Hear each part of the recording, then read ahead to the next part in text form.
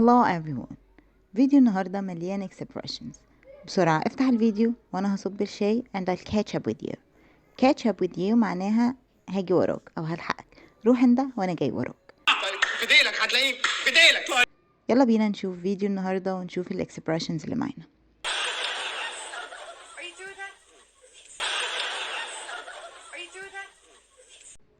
Are you through with that?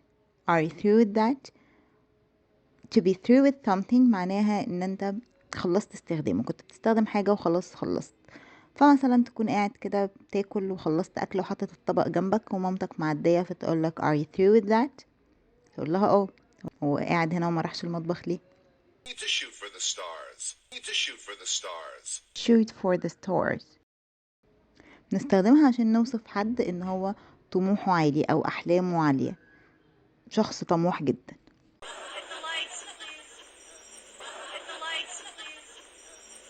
hit the lights. hit the lights معناها نطفي النور، ده expression عامي.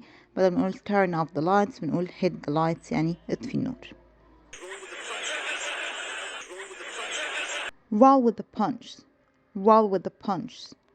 roll with the punches معناها انك تتأقلم مع الامر الواقع، يعني تحاول تتكيف مع الظروف اللي بيفرضها عليك الامر الواقع. فانت قاعد بقى تشتكي وزهقان وزعلان، فمعلش roll with the punches وكل عيش. cheap shot.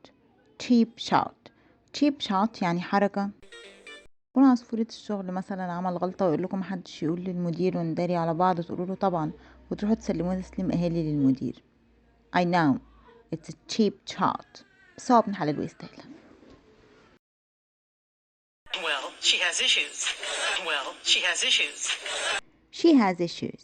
she has issues. have issues معناها ان حد عنده شوية مشاكل او هموم بيفكر فيها وشغله، يعني زينا كلنا. all of us have issues. Because I think it might take some of the heat off me. Because I think it might take some of the heat off me.